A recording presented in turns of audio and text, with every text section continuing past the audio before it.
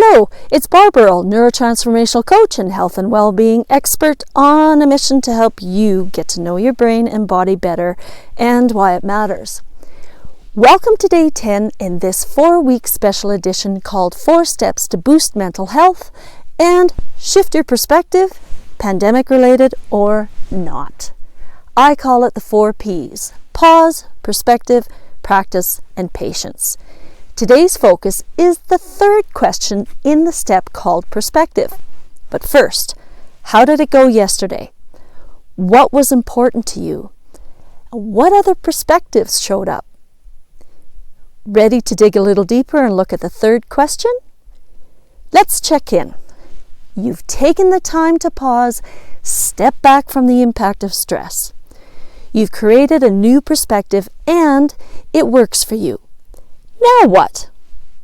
Ask yourself question number 3. What am I willing to do? Now it's getting real.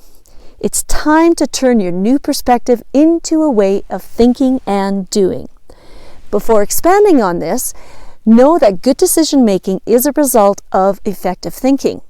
No matter how many times it takes to get there, keep going.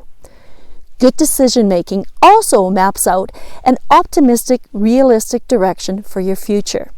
And it's a big step away from being stuck in chaos or whatever emotion you experience during times of stress. All right, you've got this great perspective. It's meaningful and it's important to you.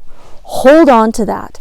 It feeds into your motivation to keep holding on to that perspective. This is the part where accountability comes into play. Gentle reminder, shame and guilt do not come into play. Rather, seek out accountability with a partner, one who will remind you and hold you accountable. Hire a coach to remind you of your intentions. Keep in mind this has a lot to do with neuroplasticity. The more you think and act in a certain way, the more it becomes a habit. So, if you wish to curb your anxiety about a situation, train your brain and your body to think and act in the way you desire, keep going. For example, I love being outdoors. I value respect, and it irks me when I see people not respecting nature and they leave garbage behind. So whenever I read about it, I get angry, righteously angry. At one point, I was going out of my way to look for news that verified my anger. It became a useless and waste of time and energy. So I paused, named my emotion, modified my breath. I changed my perspective.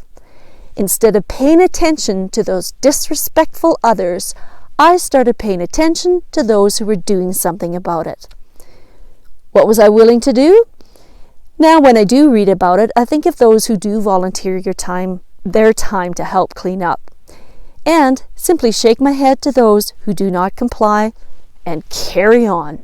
I don't waste my energy anymore. The neural connection that was so righteous became weak at the same time my new thought and behavior to supporting others became stronger.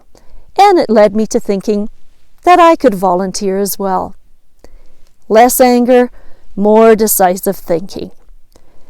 Your mission today is to pause. Ask yourself the first 2 questions and then ask yourself the third question.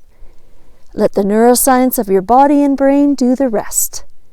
This is a Brilliant Brain, Bold Body break.